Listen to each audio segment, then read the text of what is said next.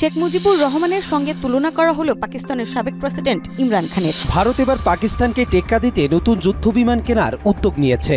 ভারত সরকারের এই উদ্যোগের মূল উদ্দেশ্য পাকিস্তান ও চীনের সঙ্গে সামরিক উত্তেজনা মোকাবেলা করা। প্রেসিডেন্ট ট্রাম্পের পদক্ষেপ মধ্যপ্রাচ্যে শান্তির জন্য একটি বড় বাধা হয়ে দাঁড়িয়েছে। তার একপেশের সিদ্ধান্তগুলো পুরো অঞ্চলে অস্থিরতা বৃদ্ধি করতে পারে। ইসরায়েলের প্রধানমন্ত্রী বেনয়ামিন নেতানিয়াহুকে কড়া বার্তা দিলেন ফিলিস্তিনের স্বাধীনতাকামী সশস্ত্র গোষ্ঠী। ট্রাম্পের চোখ এবার ইউক্রেনে, নতুন সমস্যায় জেলেনস্কি। খনিজ সম্পদ দখলে চায় ট্রাম্প, খনিজ সম্পদ না দিলে কি হবে তাও জানিয়েছেন ট্রাম্প। শেখ মুজিবুর রহমানের সঙ্গে তুলনা করা হলো পাকিস্তানের সাবেক প্রেসিডেন্ট ইমরান খানের। সেই সাথে ইমরান খানকে দ্বিতীয় শেখ মুজিব হতে দেওয়া হবে না বলেও হুঁশিয়ারি উঠে এসেছে। আর এই তুলনা ও হুঁশিয়ারি উঠে এসেছে ইমরান খানের নিজ দল তেহরিক-ই-ইনসাফ এর প্রতিষ্ঠাতা সদস্য আকবর এস বাবরের থেকে। দলের প্রতিষ্ঠাতা চেয়ারম্যানের প্রতি কেন এত ক্ষোভ প্রকাশ করলেন তিনি?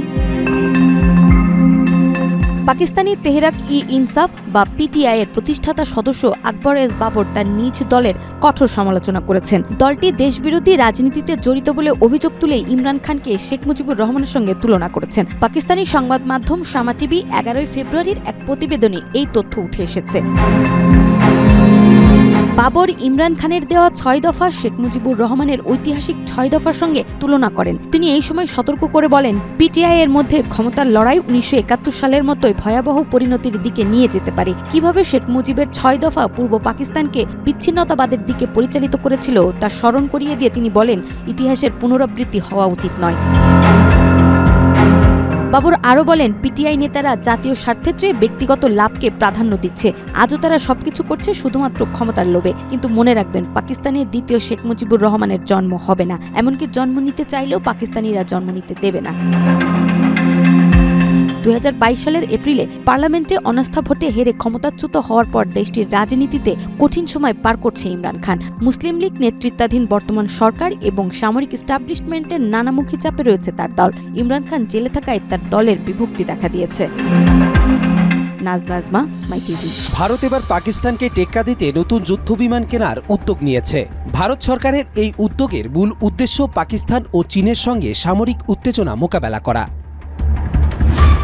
দেশটি আকাশ প্রতিরক্ষা ক্ষমতাকে শক্তিশালী করতে 1 লাখ কোটি টাকার চুক্তির মধ্যে 63,000 কোটির চুক্তি করা হয়েছে 26টি রাফাল মেরিন যুদ্ধবিমানের জন্য। এগুলির মধ্যে 22টি হল সিঙ্গেল সিটার যুদ্ধবিমান, বাকি 4টি হল ডাবল সিটার যুদ্ধবিমান। এছাড়া ফ্রান্সের সাথে আরও 3টি স্করপন সাবমেরিন তৈরির চুক্তি করতে চলেছে ভারত।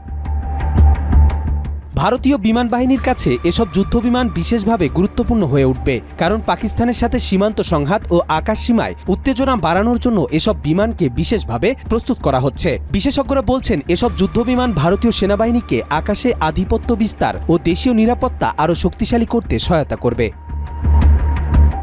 ভারত সরকার দাবি করছে যে এই নতুন সামরিক সংগ্রহের মাধ্যমে দেশটি তার জাতীয় নিরাপত্তা সুরক্ষিত রাখতে সক্ষম হবে এবং ভবিষ্যতে কোনো সম্ভাব্য আক্রমণ প্রতিরোধে আরও প্রস্তুত থাকবে। এছাড়া ভারতীয় বিমান বাহিনীর প্রশিক্ষিত পাইলটদের জন্য আধুনিক প্রযুক্তি ও যুদ্ধকৌশল শিক্ষারও উদ্যোগ নেওয়া হয়েছে। এই যুদ্ধ বিমানগুলো একদিকে যেমন আক্রমণাত্মক, তেমনি তা আকাশের নিরাপত্তা নিশ্চিত করতেও সক্ষম।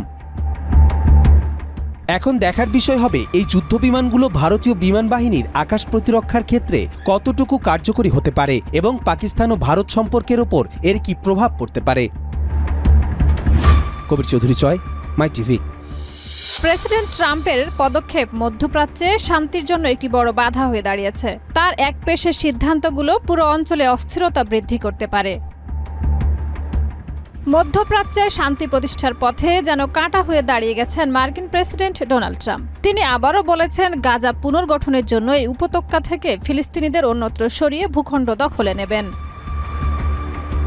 ফিলিস্তিনিদের জন্য আলাদা স্বাধীন রাষ্ট্র প্রতিষ্ঠায় আরব বিশ্বের দাবির মধ্যে জর্ডানের রাজার সঙ্গে দেখা করে আবারও এসব মন্তব্য করেছেন মার্কিন প্রেসিডেন্ট ডোনাল্ড ট্রাম্প। যুক্তরাষ্ট্র গাজা দখলে নিয়ে অর্থনৈতিকভাবে ভূখণ্ড উন্নত করবে। আবারও বলেন, ফিলিস্তিনিরা আশ্রয় নিতে পারে মিশর এবং জর্ডানে।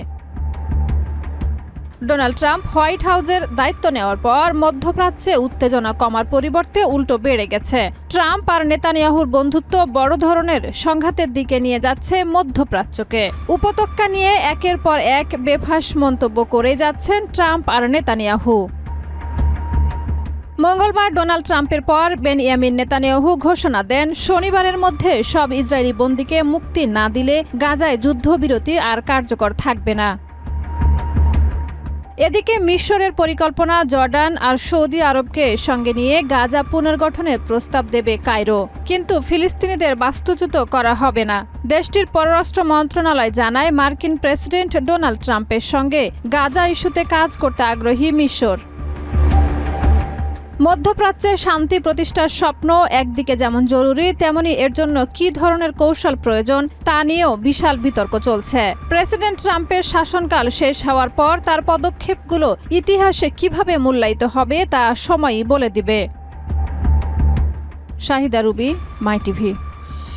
ইসরায়েলের প্রধানমন্ত্রী বেনিয়ামিন নেতানিয়াহুকে কড়া বার্তা দিলেন ফিলিস্তিনের স্বাধীনতাকামী সশস্ত্র গোষ্ঠী। আর তাদের কথায় স্পষ্ট হচ্ছে কোনো রকম পাত্তা পাচ্ছে না এই বর্বর শাসক। গাজায় পুনরায় হামলা চালাতে গেলে এবার তাদের কঠোর জবাব দেবে সশস্ত্র গোষ্ঠী। কি করবে তাহলে এবার নেতানিয়াহু?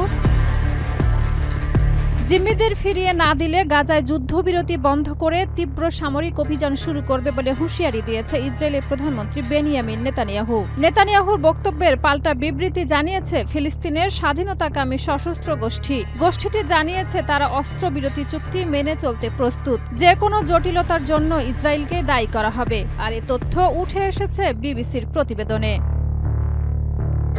নেতানিয়াহু বলেন, ফিলিস্তিনের স্বাধীনতাকামী সশস্ত্র গোষ্ঠী ঘোষণার পরই ইসরায়েলি বাহিনী গাজার ভেতর ও চারপাশে মোতায়েন করা হয়েছে এবং এই প্রস্তুতি খুব শীঘ্রই সম্পূর্ণ হবে। 15 ফেব্রুয়ারির মধ্যে ফিলিস্তিনের স্বাধীনতাকামী সশস্ত্র গোষ্ঠী আমাদের জিম্মিদের ফেরত না দেয়, তাহলে অস্ত্রবিরতি শেষ হবে এবং তাদের চূড়ান্ত পরাজয় না হওয়া পর্যন্ত যুদ্ধ চলবে।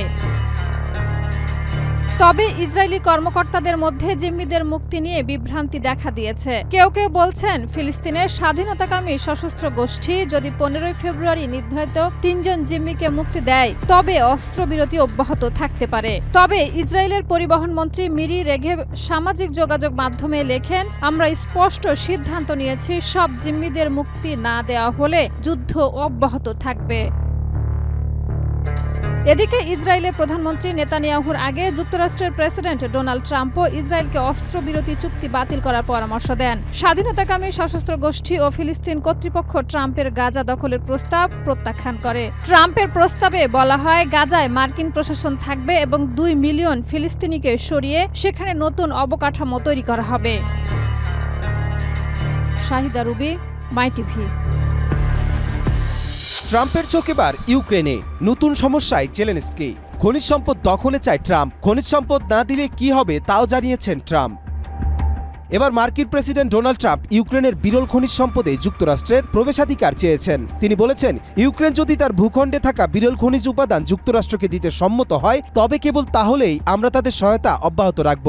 আর যদি ইউক্রেন এই শর্তে রাজি না হয় সেক্ষেত্রে নতুন সহায়তা প্রদান বন্ধ তো থাকবেই, উপরন্তু বাইডেন প্রশাসনের আমলে দেশটিকে যত সহায়তা প্রদান করা হয়েছিল সেসব ফেরতের জন্য কিয়েভকে চাপ প্রদান করা হবে।